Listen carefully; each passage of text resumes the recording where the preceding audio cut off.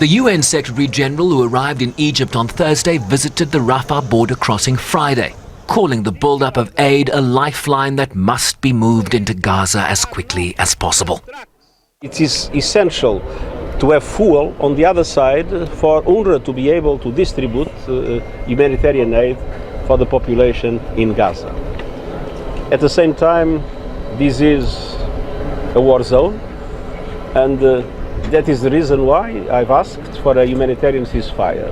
I've repeatedly said that the barbaric attack by Hamas need to be condemned, but I've also said they cannot be a pretext for a collective punishment of the Palestinian people. It's absolutely essential to respect international humanitarian law. It's absolutely essential to protect civilians, and it's absolutely essential to make humanitarian aid come to the Palestinians in need. Calls for that humanitarian ceasefire so far falling on deaf ears after two draft UN Security Council resolutions, one calling for a ceasefire, the other for humanitarian pauses, failing this week, including one that was vetoed by the United States despite overwhelming support from Council members as the desperation of need only grows. And while the announcement of limited aid, including medical supplies into Gaza, was confirmed by the United States this week, the logistics of those deliveries still being negotiated in an effort to keep it out of the hands of Hamas. A complicated endeavor as conditions and restrictions are now factored in. It's not just crossing the border at Rafah. And anyone who's ever worked in a humanitarian setting knows that there's a long way to go in terms of getting to a hospital facility or getting to a frontline health centre. The roads are very badly destroyed. There's a huge issue of deconflicting those routes so that the trucks that carry that material are not attacked in any way or disrupted in any way, and that the goods can be offloaded safely and then put into further storage for further distribution. There are absolutely no guarantees in the humanitarian situation that you can completely avoid any diversion of aid. Aid diversion is a fact. It happens. We do everything in our power to ensure that that doesn't happen. Cue the Peace Summit in Cairo, convened by Egypt's President Abdel Fattah al-Sisi, that will see the UN chief in attendance. Palestinian Authority President Mahmoud Abbas is confirmed, along with the prime ministers of Italy, Spain and Greece, among European and Asian leaders and foreign ministers, in addition to President Ramaphosa. It is a great honor for us to be invited to participate in a peace summit like that when we are so far away from that part of the world.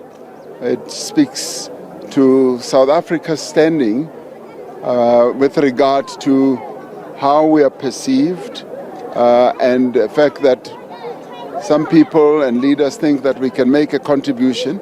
We do believe that we can make a contribution.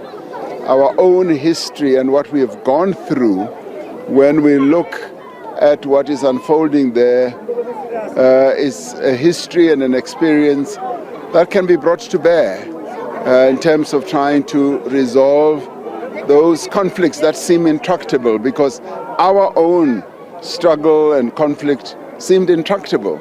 Many people around the world thought that South Africa is going to descend in a terrible civil war and will be slaughtering each other, and we found peace, a way of fostering peace. So that is the message that we will be taking to that part of the world.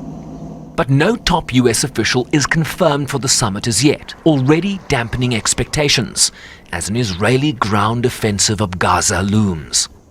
The long-standing issues run deep and extend well beyond the confines of Israel and the occupied Palestinian territory. The events of the past 11 days have served to reignite grievances and reanimate alliances across the region. Based on my meetings and the dynamics I observe on the ground, I would say the following. The risk of an expansion of this conflict is real, very, very real, and extremely dangerous. And while the world debates and humanitarian efforts await clearance, civilians are the collateral damage, caught up in a spiral of death and despair. Shervin Ricebees, SABC News, New York.